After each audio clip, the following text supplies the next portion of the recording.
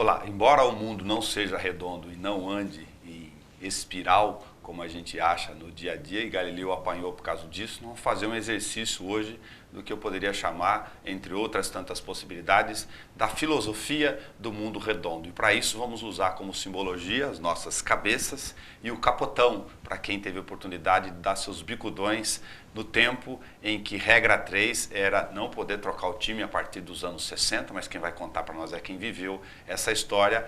E você imagina um jogo de futebol onde você fica o time inteiro sem banco de reserva ou não podendo no segundo tempo fazer nenhuma substituição, mesmo que alguém estivesse com a perna quebrada.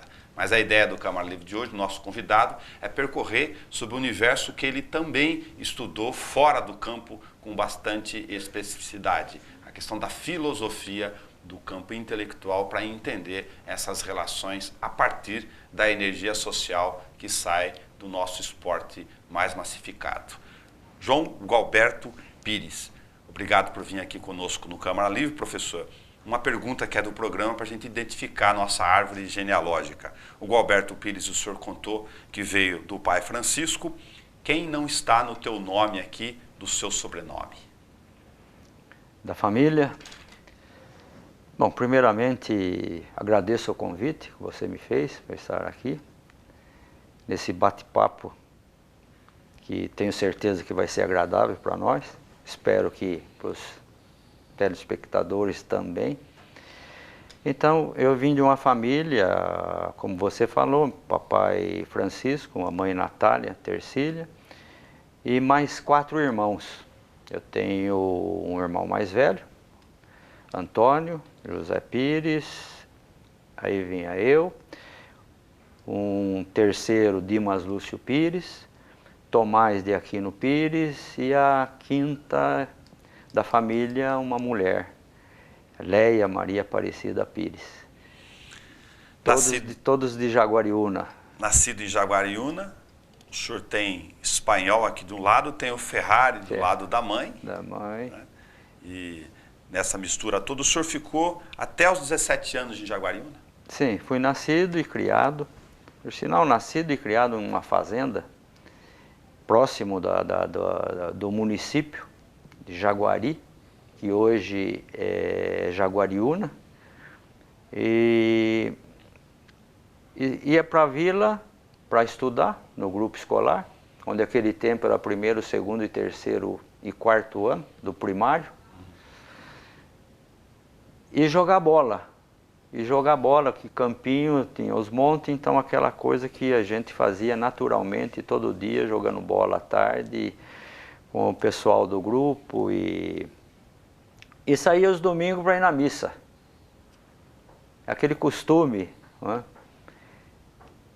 Com 16 anos, quase 17, é que eu mudei para Jaguariúna. Se bem que a fazenda era 1 quilômetro e pouco do município, era perto. Eu dava condição física, só não fazia as caminhadas, né, de ir para a escola, voltar para casa, para a fazenda, ir jogar bola, voltava, estava sempre bem preparado fisicamente. Então foi minha infância, uma infância muito alegre, muito feliz. E nessa parte esportiva,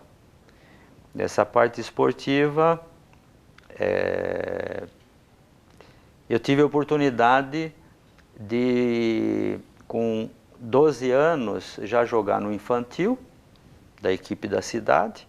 Com 14 anos estava no juvenil, 15 anos eu estava disputando um campeonato amador da região. Já jogava na equipe principal de Jaguariúna, com 15 anos. Entre Jaguariúna, Pedreiras, Amparo, Serra Negra, do outro lado tinha Mugimirim. O Mugimirim, o Sapão, era do amador, hoje é uma equipe profissional. Sim. Por sinal, em Mugimirim tinham 2 equipes, tinha o Mugimirim e tinha o Olímpico. A equipe melhor era o Olímpico. E no fim, hoje, é o Mugimirim que virou profissionalismo lá. Tinha Mugiguaçu, tinha Itapira. Era uma região grande e a gente disputava um campeonato amador. Como é que apareceu o convite para o senhor ir no Rio logo em seguida, em 57? Num jogo contra uma equipe de Campinas, onde tinha um cronista esportivo de Campinas, acompanhando a equipe de Campinas, me viu jogando. Eu tinha 17 anos, me convidou para ir para o Vasco da Gama, juvenil do Vasco da Gama. Eu aceitei de imediato, fui para o Rio, permaneci lá 1 ano no juvenil do Vasco. Só cita alguns dos meninos que jogavam profissional, para quem não conhece eu futebol, tive a pra olhar naquele oportunidade de... O juvenil treinava com uma equipe profissional. A equipe profissional era Carlos Alberto, um oficial da aeronáutica, Paulinho de Almeida, um lateral direito, back direito, que não deixava nada a desejar por Djalma Santos e Desorde, que foram da seleção brasileira de 58. Esse Paulinho, muito técnico, muito bom, excelente jogador. O zagueiro central era o Bellini. O quarto zagueiro era o Orlando. Por sinal, os 2 zagueiros que foram da seleção brasileira, campeão do mundo em 58 na Suécia. Lateral esquerdo era o Coronel. Meio de campo era o Écio e o Walter, um meia esquerda que era do Ipiranga, que foi para a Espanha, morreu num acidente automobilístico lá. Era o Sabará, ponta direita, o Almir, Vavá e Pinga. O Vavá, o centroavante, peito de aço. O Pinga era da Portuguesa de Esportes, excelente ponta esquerda. E o Almir, eu tive a oportunidade de estrear no juvenil do Vasco com o Almir, que depois veio para o Santos, esteve no Flamengo, Santos e morreu numa briga, numa boate. Sim. Esse Almir, no primeiro jogo dele, o meu, no juvenil do Vasco, em Belfort Roxo, na Baixada Fluminense, nós ganhamos de 4-0, ele fez os 4 gols. Martim Francisco, que era o técnico da equipe principal do Vasco, já pôs ele na equipe de cima. E ele passou a ser titular junto com o Vavá. Era 2 pernambucanos, peito de aço. Como eu mencionei na abertura aqui, para não ficar muito distante, a questão do regra 3, que está lá na música do Toquinho, para as pessoas entenderem qual era a regra do futebol em 65. A regra em relação à questão de substituições que a federação mexeu, é que eu mencionei na abertura para não ficar distante do nosso conversa. Em 65, aí já quando eu passei esse ano de 57 no juvenil do Vasco, em 58, 59, 60, eu não tive oportunidade de fazer contrato como profissional no Vasco. Esse mesmo empresário me levou para o São Paulo. Tempo que o treinador era o Bela Gutmann, o auxiliar era o Vicente Fiola. Em 58 que o Vicente Fiola foi técnico da seleção brasileira e campeão do mundo em 58. Em 60 que eu vim para o Noroeste. E aí em 65, em 63, 64, a substituição era até os 45 minutos do primeiro tempo. Podia substituir. No segundo tempo não tinha substituição. Então toda a equipe melhorava o rendimento técnico, melhorava de produção no segundo tempo, porque os jogadores estavam descontraídos e sabendo que não ia ser substituído. Jogavam despreocupadamente, toda a equipe melhorava o rendimento técnico. E a federação em 65 resolveu fazer uma experiência. Então não vai ter substituição, quem entrar jogando vai aos 90 minutos, não vai ter regra 3, não vai ter banco. Infelizmente, nesse ano, num jogo Noroeste São Bento Sorocaba, onde o Noroeste não podia perder, que estava correndo o risco de ser rebaixado, por sinal foi rebaixado no ano seguinte, em 66, mas em 65, eu jogando de lateral esquerdo, marcando o Raimundinho, um bom ponta direita do São Bento, eu tive uma contratura muscular na metade do primeiro tempo. Dessa contratura, desse estiramento inicial, passou uma distensão muscular. E eu joguei o final do primeiro tempo e o segundo tempo todinho com distensão muscular, de lateral esquerdo, marcando. Eu não corria muito, eu ia até a intermediária, voltava, tive a oportunidade de defender uns gols ali, O jogo estava difícil, mas no final ganhamos de 4-2. O senhor arrebentou. O Noroeste não foi rebaixado em 65, mas eu encerrei a carreira por causa desse jogo. Eu fiquei um ano em tratamento, não consegui voltar mais. Eu tinha completado 26 anos, estava no melhor da minha forma física, técnica, tática, mas aí tive que parar de... Para fazer o registro histórico aqui, o senhor veio para Bauru em julho de 57, convidado para o primeiro jogo de inauguração do estádio, certo. Alfredo de Castilho. Meu primeiro jogo... Você estava no Rio? Eu estava no Rio, São Paulo. Do São Paulo, onde o Edmundo Kobe, Oswaldo Azenha, José Regino, junto com o João Avelino, que era o técnico do Noroeste na época, eles foram no São Paulo buscar um atacante para jogar na inauguração do campo. Não deu para trazer esse atacante e eles me viram treinando e me convidaram para vir jogar na inauguração do campo do Noroeste. Eu aceitei o convite, vim. Esse jogo contra o Palmeiras, 5 de junho de 1960, que foi a inauguração de Alfredo Castilho. Ganhamos de 3-2 do Palmeiras, fiz contrato e estou em Bauru até hoje, como eu tinha dito. O que levou o senhor a fazer educação física depois? Qual foi a circunstância dessa trajetória aí? Foi em sequência dessa minha contusão. A minha vida sempre foi no esporte, desde criança, jogando bola e depois essa oportunidade que eu tive de passar pelo Rio de Janeiro, no Vasco da Gama, 2 anos e meio no São Paulo, essa convivência no profissionalismo, esses 5 anos no Noroeste, essa experiência com preparador físico, com técnico e como jogador, eu estava até para ir para São Carlos, que naquele tempo só tinha escola de educação física na USP em São Paulo e uma particular em São Carlos. Mas eu tive muita sorte que nesse ínterim abriu a escola de educação física em Bauru, reabriu, que o curso aqui foi um dos primeiros cursos da instituição Toledo de Ensino. Eu acho que até antes de Direito. Em 52 começou a escola de educação física e em seguida faculdade de Direito. A Escola de Educação Física fechou em 62, reabriu em 67, foi quando eu comecei. Eu falei, eu vou fazer Educação Física, porque o que eu sei fazer é lidar com o esporte. Eu vou ser professor de Educação Física, eu vou ser preparador físico, eu vou ser técnico. Não é? Aí comecei a fazer o curso de Educação Física e eu estava ajudando até na sede como funcionário, que em 66 eu fiquei em tratamento dessa contusão que eu tive em 65, e eu fiquei responsável pela documentação dos contratos de jogador de futebol profissional.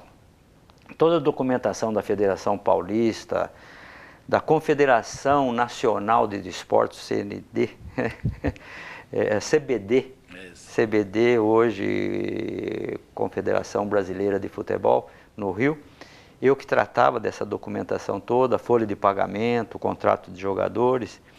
E aí, em 67, que eu comecei a fazer o curso de Educação Física, o presidente já era o Dr. Maurício Leite Toledo. Em 66, Egídio Marafiotti. Eu ia na sede, ele estava batendo contrato, fazendo folha de pagamento, e eu não me fiquei tranquilo de estar dando despesa para o Noroeste e vendo um presidente trabalhando. Eu falei, eu venho ajudar o senhor, eu vou fazer essa parte de contrato, enquanto eu estiver em recuperação. Aí eu fiquei 1 ano na sede, 6 meses. E aí terminou o mandato dele, o Noroeste foi rebaixado, em 66, entrou o doutor Maurício Leite Toledo. E em 67, o Noroeste foi para um quadrangular final de um campeonato da 2ª divisão. Primeiro jogo, o Noroeste perdeu de 3-1, o técnico era o Nestor Alves. E o presidente teve um desacerto, um desencontro com o técnico depois do jogo. Dispensou o técnico. Ele veio para Bauru, me pegou e falou, você vai ser técnico do Noroeste nesses 2 jogos finais do quadrangular. Aí eu comecei como técnico. Como técnico. Na volta, eu já estava fazendo o curso de Educação Física e fiquei como preparador físico. E entre 67 a 70, Eu fui várias vezes acumulando função como técnico. Por sinal, numa excursão para a Bolívia, em Santa Cruz de la Sierra, eu fui como técnico, em 69. E aí em 70, nós fomos campeões da segunda divisão, voltamos para a primeira divisão. Foi quando eu resolvi parar com o futebol profissional por causa da família. Tinha 2 filhas pequenas, nasceu uma terceira filha, 3 filhas pequenas, 3 anos e meio tinha a mais velha, 1 ano e 2 meses a segunda e nasceu a terceira. Eu e a esposa de fora, não tinha escolinha naquele tempo maternal para pôr na escola. Então eu resolvi prestar concurso e deixei de ser preparador físico técnico, fui ser professor.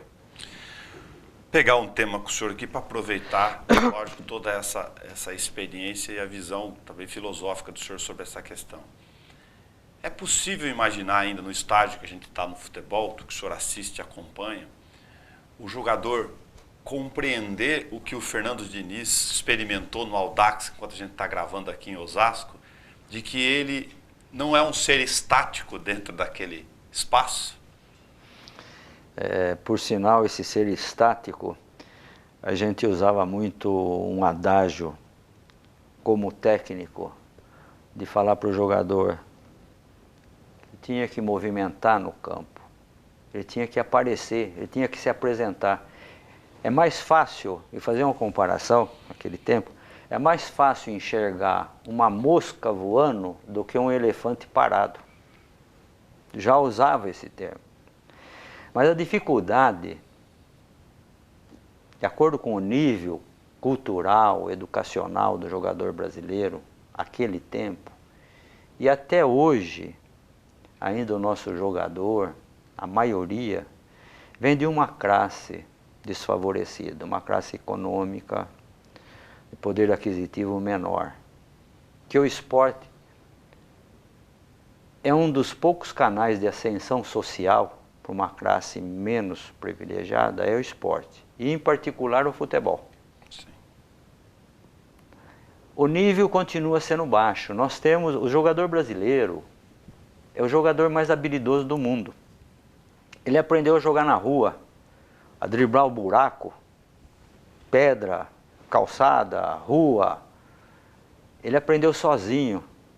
Ele aperfeiçoou aquela habilidade, aquela ginga que lá fora já iniciou de uma outra maneira. Então, são habilidosos, mas o comando não ajuda muito, dificulta eles terem a compreensão que futebol é conjunto, futebol é equipe, são 11 jogadores dentro de um espaço sincronizado, cada um tem uma posição, uma função. Mas não adianta cada um ter uma função, a gente transmite essa noção para o jogador como técnico, nós vamos jogar no esquema tal, a função de cada jogador é essa, mas dentro do campo, de acordo com as circunstâncias, tem que ter as variações. Vocês têm que ter a iniciativa para tomar, para sair daquela função e desenvolver uma outra função. Um outro jogador fora de função tem que entender e fazer a cobertura. Tem que criar esse espírito de equipe.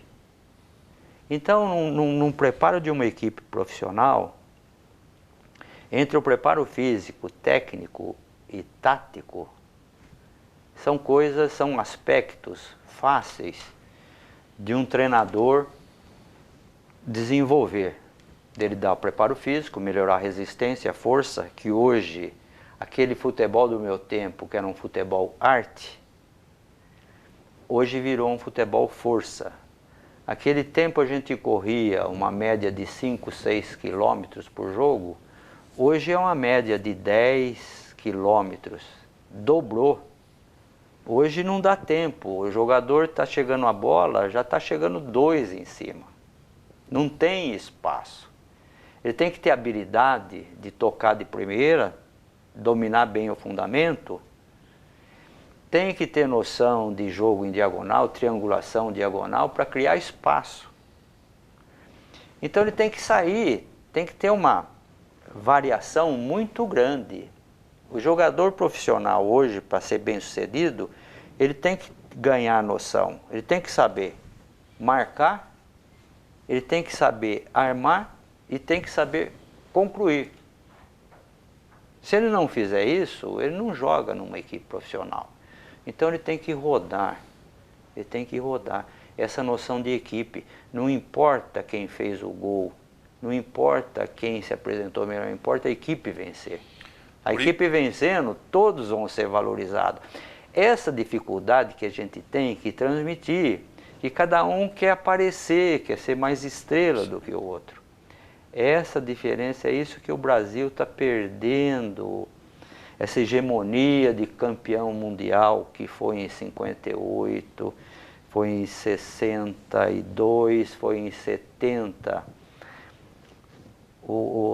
Aquilo era uma espontaneidade. Não tinha, era distribuir camisa, os jogadores resolviam dentro do campo, pela habilidade, ganhava na técnica.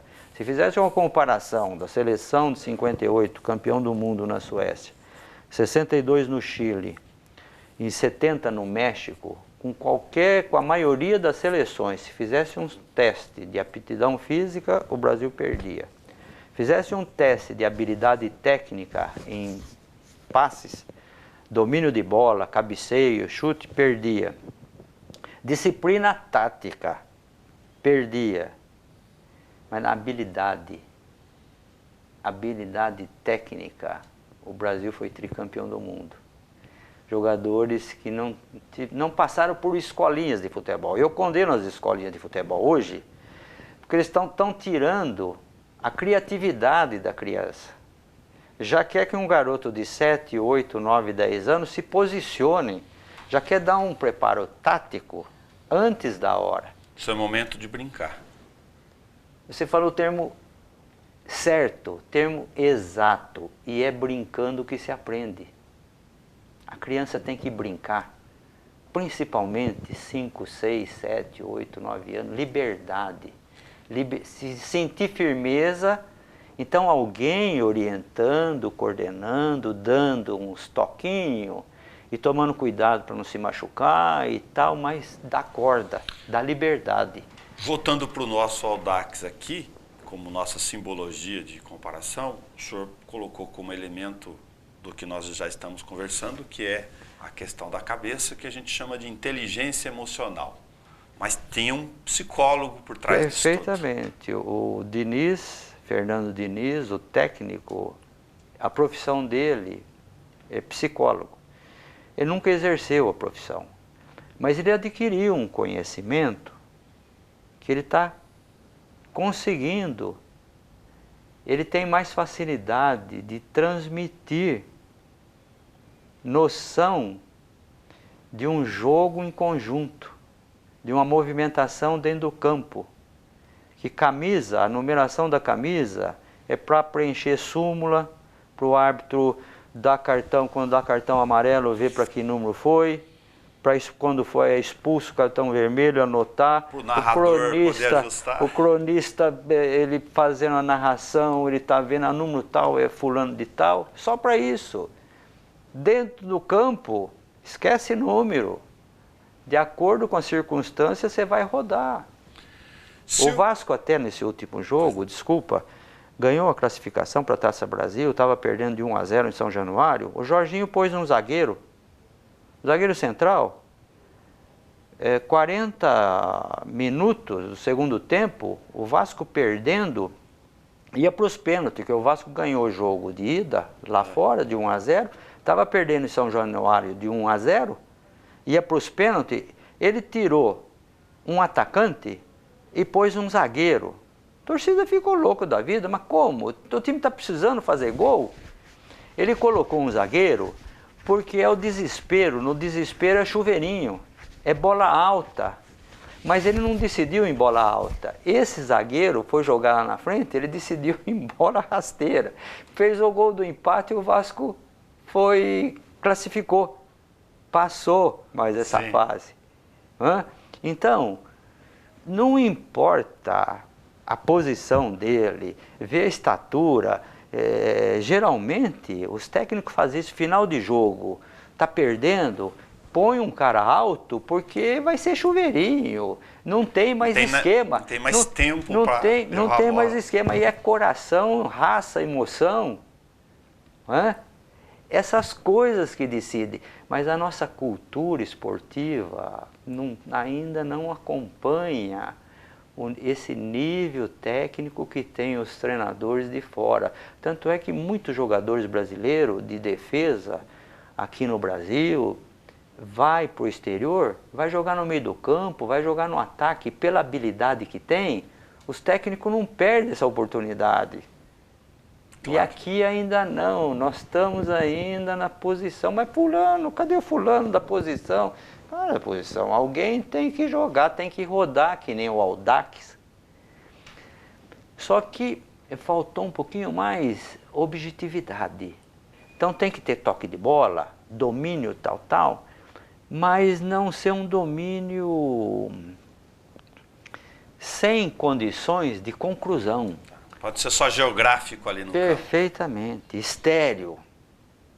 Tem que ser conclusivo, tem que fazer o gol. Se bem que o Audax contra o Santos 0-0, acho que o Tietê lá, o Tietê, ele chutou uma bola na trave. Se a bola entra, seria 1-0 para o Audax, seria difícil de tirar essa diferença. Sim. E depois o Santos teve num ataque lá, teve uma sorte, tremendo centroavante muito bom, o Ricardo Oliveira. Mas aí a sorte passou, deu um toque, passou embaixo da perna do zagueiro e deu um toque, passou embaixo da perna do goleiro. Foi muito feliz no lance, felicíssimo, e foi campeão. Mas se sai o gol do Audax, seria difícil o Santos reverter. Se a gente aplicar esse raciocínio nosso para outra experiência do lado de lá e pensar aqui, é isso que eu quero sugerir para o senhor, a universidade como uma academia, um laboratório de pensar essas coisas, tendo como a maior ciência social de habilidades do dia a dia os nossos campinhos de futebol, a universidade, do ponto de vista de formação de educação física em futebol, já está, do que o senhor está acompanhando, aberta a isso, de entender que tem que aplicar isso de alguma forma, do ponto de vista de formação ou não? Não resta a menor dúvida. A escola de educação física, os professores de educação física, eles são preparados, formados para dar essa iniciação correta. Essa liberdade para a criança dos 6 aos 10 anos, a liberdade para brincar dentro de um espaço reduzido, um espaço maior, de ser criativo, desenvolver seu potencial. Mas o que falta são oportunidades. Agora é que está começando a pegar os preparadores físicos formados e está tendo essa oportunidade de trabalhar nas equipes. Antigamente era ex-jogadores que faziam isso, era técnico que dava o preparo físico, não fazia de uma maneira correta, uma iniciação. É a mesma coisa uma criança numa escola, numa creche, numa escola maternal, que não tenha uma pedagoga, uma professora que tenha conhecimento da criança, do seu desenvolvimento, do seu crescimento, e um programa adequado àquela faixa etária. Eu costumo fazer uma comparação da educação física no Brasil com a educação física lá fora. Lá fora, de um modo geral, na Europa, nos Estados Unidos, a criança dos 6 aos 10 anos, na escola, através do lúdico, dos joguinhos recreativos, aprende a dominar seu corpo. através da brincadeira, adequada à faixa etária. Até dos rolamentos em colchonetes, o equilíbrio na trave andar, enfim, e depois dos joguinhos coletivos, das brincadeiras, até os 10 anos aprende a coordenar seu corpo.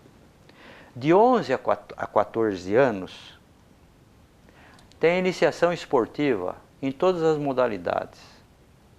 14, 15 anos, mostrou aptidão para uma determinada modalidade esportiva. Universidade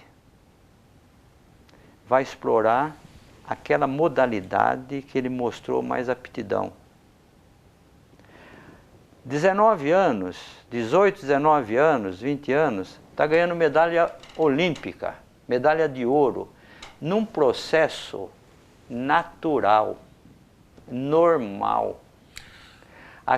Lá, a cidade, os estados pegam da escola para representar sua cidade e seu estado. Pega as equipes. Aqui, pegamos as equipes das escolinhas dos clubes para representar a escola. Aqui está tudo errado, a formação da educação física na escola. Perfeitamente. Você vai numa escola, vê a programação de 7 a 10 anos, o que a criança tem numa escola. Se tem educação física. Às vezes dos 11 ao 14 tem, a maioria dispensado por atestado médico, o pai é uma dificuldade para levar o filho na aula de educação física, de ter uma atividade, uma programação, uma sequência. Aí vai para as escolinhas nos clubes.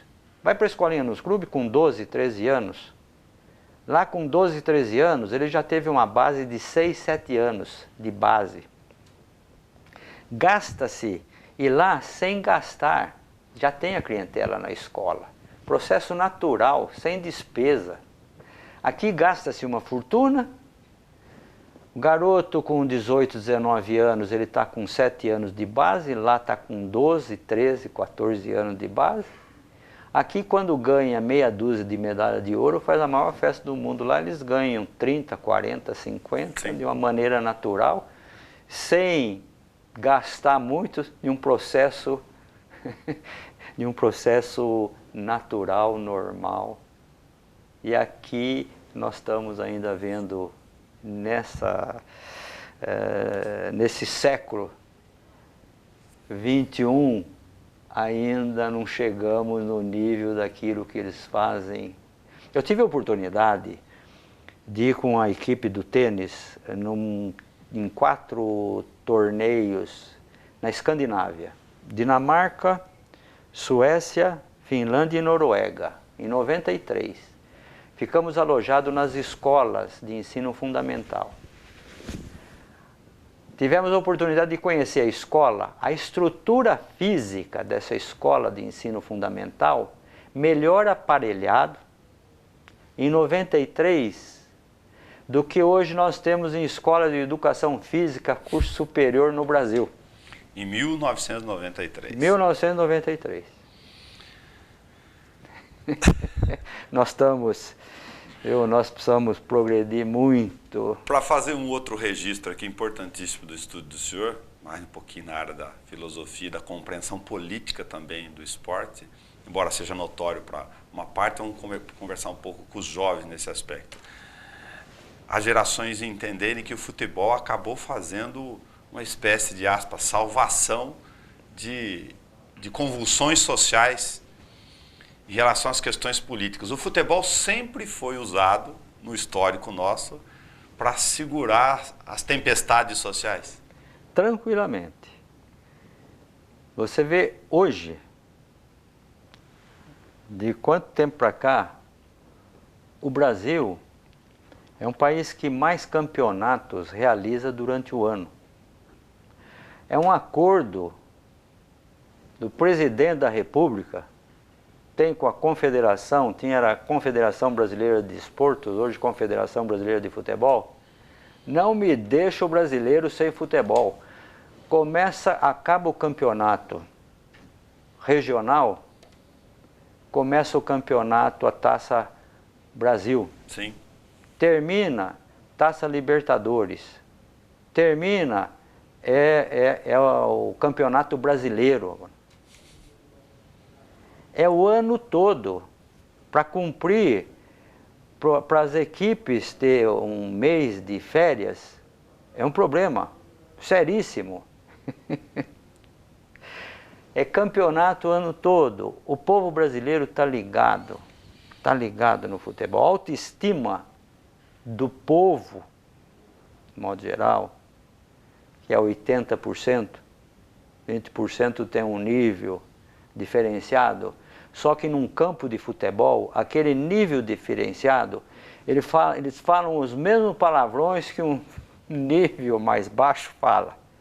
Ali, o fanatismo toma conta. Eu costumo dizer que futebol é paixão. E paixão não se administra. Se você ganha, você é bom. Se você perde, você não presta. Foi um dos motivos também que eu parei com o futebol. Você pode ser campeão num torneio. Acabou o torneio, você com o título, começou outro, você perde 2, 3 jogos, você perde o seu emprego. Eu costumo falar que o técnico, ele está sendo demitido na hora que ele assina contrato. Sim. É resultado. É resultado aqui. É diferente de um técnico lá fora que assina contrato por 3 anos e cumpre os 3 anos. Aqui você depende de resultado. Então, o nível aqui é baixo demais, o número de campeonato é grande demais, então você perde esse campeonato, mas você fala, nesse não deu, mas agora vai dar. Aí você perde esse e já começa outro. Não, esse agora nós vamos acertar a equipe. Vendemos e tal, mas agora vai dar tempo, nós vamos acertar. Renovam-se as esperanças. E a torcida naquela esperança do seu time ser campeão, esse não deu, mas no próximo deu, então passa o ano. É uma segurança nacional, está ligado naquilo. É aquele viciado no jogo de bicho, na loto, loteca, bom, esse não deu, vamos fazer uma fezinha que o próximo dá, o próximo dá, o próximo dá. Então é lamentável uma parte da torcida, da massa, às vezes deixa de levar coisa, alimento de primeira necessidade para casa, um pão, um leite, uma carne, um arroz, para poder participar mas disso. O dinheiro para o ingresso, para acompanhar seu time, ele tem. Até falta, tem uma musiquinha de carnaval já de 30 e poucos, farta leite, farta pão, mas nós somos campeão. Isso da década de 30 e poucos tem uma musiquinha de carnaval que já tem essa letra. E olha, infelizmente, nós estamos ainda nesse nível. Professor, a maior angústia de fazer programas com esse aqui é você se ficar pressionado pelo tempo. Ter que ficar fazendo recortes do tempo para contar uma história tão rica quanto a do senhor. Muito obrigado por o senhor ter contado alguns trechos dela conosco aqui, a gente poder fazer o registro dela aqui na TV Pública. Eu agradeço a oportunidade de... A gente revive. Você me deu essa oportunidade de reviver coisas de 50 anos atrás, não é? 60. E eu me realizei não como jogador de futebol. Eu me realizei como professor de educação física, mudando o comportamento de crianças, formando cidadãos. Isso eu tenho uma alegria, e até hoje, eu estou aposentado há 13 anos, mas até hoje eu tenho oportunidade ainda de dar aula de ginástica. Então tive essa oportunidade de fazer uma retrospectiva e estou às suas ordens. Qualquer dia que precisar, a gente volta com alegria a relembrar esses bons tempos.